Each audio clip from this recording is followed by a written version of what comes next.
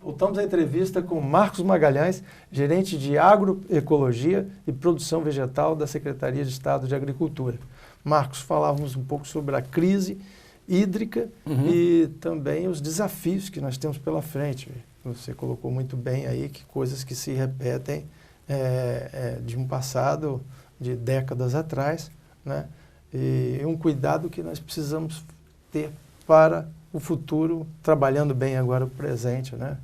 E procurando agora novas alternativas. Quer dizer, a agricultura, de uma certa forma, no Espírito Santo evoluiu, né? Nós aumentamos a produtividade do café, aumentamos uma série de... hoje nós temos tecnologia de plantio de várias frutas, inclusive, né? De diversos produtos agrícolas. Mas precisamos aprender também com as lições do meio ambiente, que não são muito antigas, são recentes, né? No caso dos Everglades nos Estados Unidos, né? Que fizeram a drenagem da área, agora estão recuperando manguezais, a parte de meandros de rios, né? Nós temos que também pensar um pouco nisso, talvez, né? Lógico que tem uma solução para amanhã e tem outras que são para o futuro. Exatamente, né? exatamente. Também teve aqui o SOSAI falando sobre o projeto Reflorestar, que é também um processo importante para estar trabalhando essa cobertura vegetal, né? Pagando por serviços ambientais dos agricultores, né? E tentando priorizar essas áreas críticas de produção de água, né? Almir, vamos por partes. Realmente a gente tem um dever de casa enorme por se fazer, né? Desde da conscientização do uso racional da água, desde a conscientização que o momento não é para achar mocinhos nem bandidos, mas sim soluções, Sim. que o momento é da gente criar alternativa de reservação e produção de água, e isso passa por um processo de educação, conscientização, reflorestamento e tecnologia. Quer dizer, tecnologia Sim. aplicada no que tange, logicamente, à questão da irrigação. O reflorestamento, isso é fato. Nós temos que reflorestar as nascentes, as margens de rio, quer dizer, as áreas degradadas do Estado. Tem que haver uma conversa aberta entre os atores envolvidos nisso para achar soluções. Eu acho que assim, nós temos todo o dever de casa para fazer, e vamos fazer, diga-se de passagem. Mas temos que lembrar o seguinte, que não só o Espírito Santo, mas o Brasil vive uma crise sem precedentes. Quer dizer, uma crise que no Espírito Santo foi ainda potencializada em função da crise hídrica, que tirou do nosso caso o café, que é o carro-chefe do agronegócio capixaba, quase metade da safra. E isso em reais é muito dinheiro, o que você gera menos riqueza no interior através de divisas, de impostos pagos em todas as esferas, então macula a economia do Estado. Então eu acho que a gente tem que pensar tanto no viés privado, quanto no viés público. A gente não pode imputar só no viés público a responsabilidade da solução dos problemas. Não. A gente tem que dar condição que o setor privado, seja ele indústria, comércio e serviço, tenham forças nas pernas para ser um parceiro do público na solução dos problemas. A gente não pode sentar na cadeira e falar assim, o Estado, o que você vai fazer por mim? Brasil, o que você vai fazer por mim? Não é isso. O momento hoje é de uma conscientização até nisso, que a crise veio, e que realmente a parte pública não tem o orçamento que gostaria de ter para resolver todos os problemas. Cada um fazer a sua parte. Exatamente. Né? Inclusive a indústria tem um papel muito importante, quer dizer, praticamente a metade do consumo de água do Rio Santa Maria da Vitória é feito pelo o polo siderúrgico de Tubarão. Né? Então, quer dizer, são questões que a gente não pode fechar os olhos. Então, eles melhoraram, a eficiência de uso de água, melhoraram a partir da evolução dos projetos. Mas muita coisa ainda pode ser feita. Com certeza. Nós temos aí o mar, né, próximo, essas empresas têm energia, algumas produzem energia de sobra que podem estar transformando parte da água salgada em água Água industrial, né? As famosas indústrias de dessalinização de água. Isso. Eu vi isso quando eu era, não digo jovem, que eu sou jovem até hoje, mas há muito tempo atrás, eu fui a Aruba, uma ilha do Caribe, e lá a água vem toda de uma indústria, lá não tem água potável. O cara pega do mar, dessaliniza e a gente bebe, a gente toma banho, cozinha, faz aquilo tudo.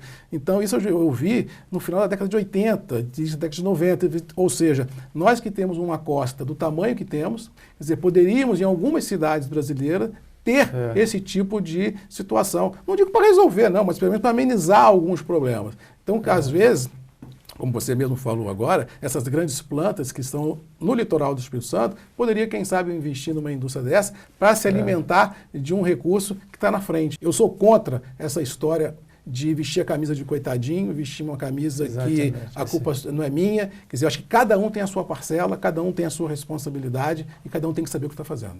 Público e privado. Exatamente. A economia é formada de pequenos gastos, né? Quando você vai fazer uma soma. Almir, eu vou te dar um exemplo. Ainda mais no meio ambiente. Cara, eu vou te dar um exemplo que eu falo no café. Quando eu for para o interior e converso, eu falo para os produtores, eu falo, gente, nós temos que tirar a camisa do produtor coitadinho e vestir a camisa do empresário rural. Aquele cara que tem condição de fazer da agricultura um business, fazer da agricultura um negócio e não fazer da agricultura um extrativismo. Ou seja, o mundo mudou e o setor tem que mudar junto. E como eu falo isso para os cafeicultores, eu não falo porque sou hoje do governo, não, eu falo isso há 28 anos. Quem me conhece no interior como Voz do Café, como Marcos Magalhães, sabe o que eu penso, sabe do que eu falo. Eu acho isso, que em todas as esferas não existe mais lugar para o coitadinho, não existe mais lugar, eu não sabia, eu não sei fazer. Não. Se você não tem competência para estar onde está, seja no público ou seja no privado, tem que, como diz o outro, dar licença para alguém chegar e resolver os problemas. Agora, Marcos, um desafio que talvez seja uma quebra de paradigmas, lógico que há sempre uma resistência.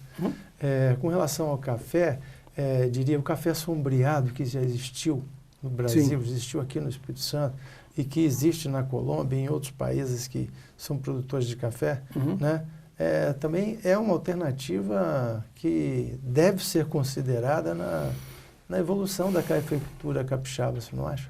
Olha, falar em café, é como diz o outro, é um case à parte, né? Porque o café, o Brasil é o maior produtor mundial de café. A gente não tem como comparar a cultura cafeeira brasileira com culturas cafeeiras da América Central, Colômbia, porque são países que produzem, em tese, pouco, caracterizado por pequenos produtores, com colheitas seletivas, e não é o caso do Brasil, que é uma máquina de café para colher 50 milhões de sacos. Realmente é uma situação complexa.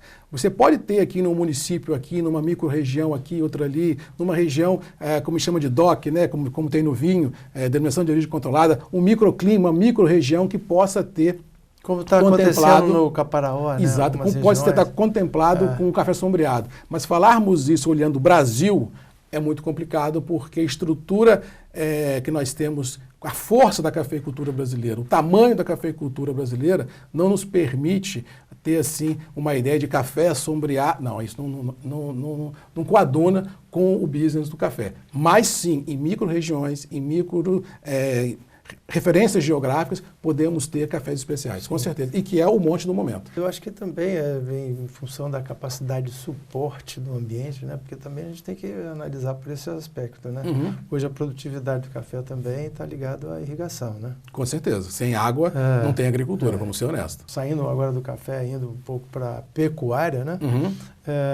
Essa metade da área agrícola do estado ocupado por pastagens de baixíssima produtividade, né? Almir, mas é um processo interessante, é uma história de um século, né? A gente não consegue mudar uma história, mudar uma cultura de uma maneira rápida. Mas é um desafio, assim, né? É um desafio. Se você vai em fazendas altamente produtivas, como nós temos no Espírito Santo, aqui em Vila Velha, até do Dalto, você tem uma produção gigantesca, pastos adubados, alta produtividade. Eu acho que a exemplo que nós temos hoje no mamão no Espírito Santo, que é case, no exemplo que nós temos no café do Espírito Santo, vamos esquecer o 2016, mas vamos olhar para trás, que é case, nós também temos que evoluir na pecuária, tanto no animal, geneticamente falando, quanto nas pastagens. Agora, só um argumento. de que os cafés especiais, por exemplo, as pessoas que produzem cafés especiais, com a produção de 10 sacas, elas são remuneradas com o valor de mais de 100 sacas de café. É verdade. Né? Almir, eu sou um apaixonado por cafés especiais. E eu sou, assim, aficionado por café fino. E eu prefiro tomar um café coado do que um café expresso. Porque eu bebo muito. Eu entendi que eu bebo mais de 1 litro de café por dia, porque eu gosto. Mas um café bom não faz mal, muito pelo contrário. O café bom faz bem. E acho que o momento dos cafés especiais, não só no Espírito Santo, mas no Brasil, é um momento ímpar, onde nós temos assim a faca e o queijo na mão para reescrever a história. O mercado demanda cafés especiais, não só no Brasil, como no mundo inteiro. Hoje, sem sombra de dúvida, falo que 12% da produção mundial de café já é negociada em cima de cafés especiais. E com detalhe, Almir, de uma coisa que não existia 10 anos atrás. Só de maneira macro para você entender, o mundo hoje consome 150 milhões de sacas de café. Desses 150, 22 milhões no ano passado já foram negociados baseados em cafés especiais com margem, com valor agregado, com rentabilidade. Eu tive ontem em Venda Nova do Imigrante, no evento do Bundes, sobre café biodinâmicos, cafés orgânicos, e disse lá que via com muito bons olhos a mão pública do governo, através do Bundes, colocando numa cumbuca boa, que é levar a informação, que é levar a possibilidade dos cafeicultores de reescreverem a sua história, de que, Almir, sair do café normal para um café orgânico, para um café biodinâmico, porque a margem é grande. Eu disse lá, se nós não conseguimos no Brasil evoluir na cafeicultura a nível internacional, com valor agregado, industrializando o café, porque é muito complexo, vamos agregar valor na qualidade. Porque você consegue ter margem. Em vez de você vender um café Rio, hoje arábica, por 420, 430, vamos vender um café fino por 600, vamos vender um café com uma nota de 90 pontos por 800, por 900 reais o saco. Olha quanto você agregou no café sem ter industrializado. Exatamente. Então eu acho assim, o produtor que enxergar nos cafés especiais uma condição de mudar a sua história, com certeza ele vai ser melhor remunerado, entre aspas, vai trabalhar menos e vai ganhar mais. Bem, nós vamos a um rápido intervalo, voltamos para o último bloco da nossa entrevista.